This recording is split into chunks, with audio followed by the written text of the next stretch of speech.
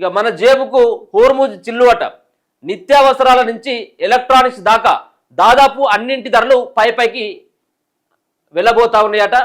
సరఫరా వ్యవస్థలు దెబ్బతినడం, పెట్రోలియం ధరలు పెరుగుదల ప్రభావం, లీటర్కు 2 చొప్పున పెరిగిన పాల ధర, 15 నుంచి 20% పెరిగిన వంట నూనెల భారం.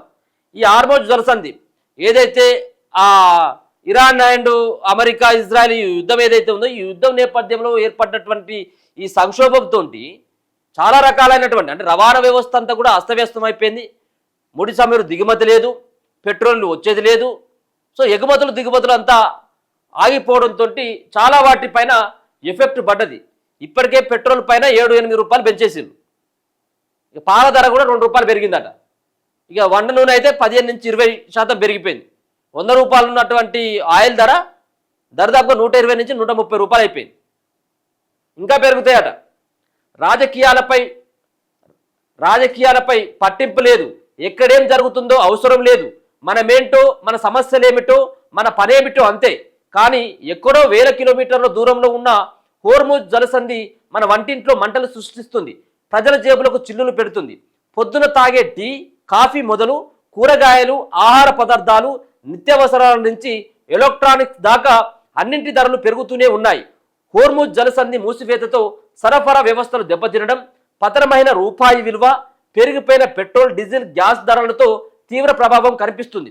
ముఖ్యంగా మే 15 నుంచి 2 వారాల్లోనే దేశంలో పెట్రోల్, డీజిల్ ధరలు 7.5 అంటే 7.5 రూపాయలు పెరిగినాయి.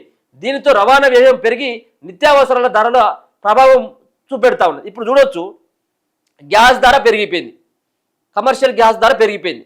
కమర్షియల్ గ్యాస్ ధర పెరిగిపోవడంతో వాళ్ళు టిఫిన్లు కానీ, బిర్యానీలు కానీ, ఇంకా ఏవైతే ఫుడ్ ఉంటుందో ఈ ఫుడ్ అంతా కూడా పెరిగిపోయింది. 150 రూపాయలు ఉన్నది 200 అయిపోయింది, 200 ఉంది 250 రూపాయలు అయిపోయింది. క్వాంటిటీ తగ్గించిండు, క్వాలిటీ తగ్గించేసిండు. అది గ్యాస్ తోటి. ఇక పెట్రోల్, డీజిల్ ధరలు ఈ పెరిగిపోవడంతో రవాణా వ్యవస్థ పైన దెబ్బతింటుంది కదా. ఇప్పుడు పాలవ్యాను గ్రామాల నుంచి సిటీకి రావాలనుకుందాం, పెట్రోల్, డీజిల్ ధరలు పెరిగిపోయినాయి. ఇప్పుడు ఏం చేస్తారు? ఇప్పుడు ఈ పాల ధర మీద ₹1 పెంచేస్తారు. దీని ద్వారా సామాన్యులు కూడా చాలా ఇబ్బందులు పడుతూ ఉంటారు. ఇక ఎలక్ట్రికల్ పరికరాలు ఏవైతే ఉంటాయో, సెల్ ఫోన్స్ కావచ్చు, బండ్లు కావచ్చు, స్కూటర్లు కావచ్చు, కార్లు కావచ్చు, ఇట్లా చెప్పుకుంటూ పోతే అన్నిటిపైన ఎలక్ట్రికల్ వస్తువులు ఏవైతే ఉంటాయో ఎలక్ట్రికల్ వస్తువులు కూడా అడ్డగోలుగా పెరిగిపోతూ ఉన్నాయట. ఇక నూనె అయితే 15 నుంచి 20% పెరిగిపోయింది. ఇటీవలే అమూల్, మదర్ డైరీ సహా చాలా సంస్థలు పాల ధరలను లీటర్కు 2 రూపాయల చొప్పున పెంచాయి. పెరుగు, పనీర్ సహా పాలతో తయారయ్యే ఇతర పదార్థాల ధరలు 10% వరకు పెరిగినాయి. ముడి పదార్థాలు, ప్యాకేజింగ్ ధరలు పెరిగిన నేపథ్యంలో మోడర్న్, బ్రిటానియా తదితర సంస్థలు 500 గ్రాముల బ్రెడ్ ప్యాకెట్ల ధరలను 5 రూపాయలు పెంచినాయట. మరికొన్ని సంస్థలు పెంచనున్నట్లు ప్రకటించినాయి. ఏది పాలతో తయారైతాయి కదా బ్రెడ్ అంతా, దాంతో ఒక్కొక్క బ్రెడ్ దానిపైన అంటే 500 గ్రాముల బ్రెడ్ ప్యాకెట్ పైన 5 రూపాయలు పెంచేసింది. భారత్ భారీ స్థాయిలో వంట నూనెలను దిగుమతి చేసుకుంటుంది. చమురు ధరల పెరుగుదల, రూపాయి పతనంతో వాటిపై ప్రభావం పడ్డది. దీనితో వంట నూనెలను బట్టి 15% నుంచి 20% వరకు ధరలు పెరిగిపోయినాయి. మన దేశం పప్పులను కూడా భారీగా దిగుమతి చేసుకుంటుంది. వాటిపైన హోర్ముజ్ ప్రభావం, రూపాయి పతనం ప్రభావం పడినా కేంద్ర ప్రభుత్వం ఇటీవల దిగుమతులపై పన్నును తగ్గించడంతో ఉపశమనం లభించింది. కానీ రవాణా వ్యయ భారంతో ధరలు పెరిగినాయి. ఇక పెరిగిన రవాణా వ్యయానికి తోడు వేసవి కావడంతో కూరగాయల ధరలు చుక్కలు తాకుతున్నాయి. ఉల్లి, టమాటా, సోయాబీన్, చిక్కుడు వంటి వాటి ధరలు దాదాపు రెట్టింపైనాయి. వంట గ్యాస్ ధరల పెంపుతో గృహ వినియోగంపై 7% వరకు భారం పడితే వాణిజ్య వినియోగంపై ఏకంగా 60% అదనపు భారం పడ్డదట. హోటళ్లు, రెస్టారెంట్ల ధరలు పెంచేయడంతో ఆ భారం వినియోగదారులపై మళ్లింది. రోడ్డు పక్కన తినుబండారాల నుంచి రెస్టారెంట్లు ఆహారం వరకు ధరలు 20 నుంచి 30% పెరిగినాయి. నేను ఇంతకుముందు అన్నటువంటిది అన్నిటి చిన్న చిన్న టిఫిన్ సెంటర్లో కూడా టిఫిన్ ధరలు పెరిగిపోయినాయి. 40 రూపాయలు ఉండేది 50 అయింది, 50 ఉండేది 65 అయింది. ఇట్లా పెరిగిపోయినాయి.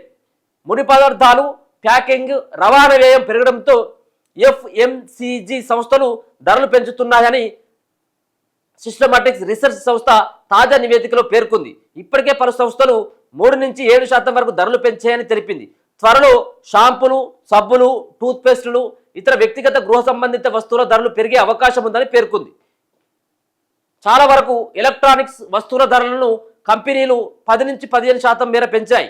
దిగుమతి చేసుకునే విడిభాగాలు, కంప్యూటర్ చిప్స్కు అయ్యే వ్యయం పెరగడం, చమురు ఉత్పన్నాల నుంచి తయారయ్యే వివిధ రకాల ప్లాస్టిక్ ధరల మూతతో పరికరాల ఉత్పత్తి వ్యయం పెరిగిందని మార్కెట్ వర్గాలు చెబుతున్నాయి.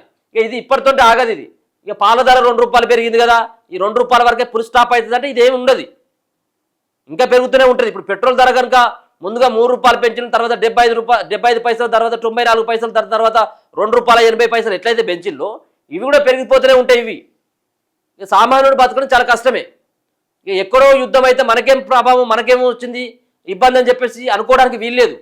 ఎందుకంటే ఇదంతా కూడా దిగుమతులు చేసుకున్నటువంటివి ఉంటే, మనం ఎగుమతులు చేసేటువంటివి కూడా ఉంటాయి. ఈ రవాణా వ్యవస్థ కనుక అస్తవ్యస్తమై స్తంభించినట్టు అయితే ఉంటే ఈ ప్రభావం ఖచ్చితంగా సామాన్యులపైన, ప్రజలపైన 100% పడుతుంది.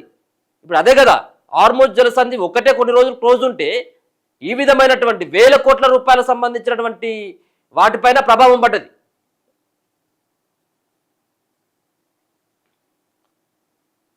సో చూడాలి ఇంకా ఏ సంబంధించినటువంటి రేట్లు ఇంకా ఏ విధంగా పెరగబోతాము అనేది. ఇప్పటి వరకు పాలును, నూనెల మీద, వాటి మీద పెరిగినాయి. ఇక రేపు సబ్బుల మీద పెరుగుతాయి, షాంపూల మీద, పేస్ట్ మీద, అన్నిటిపైన పెరిగిపోతాయి.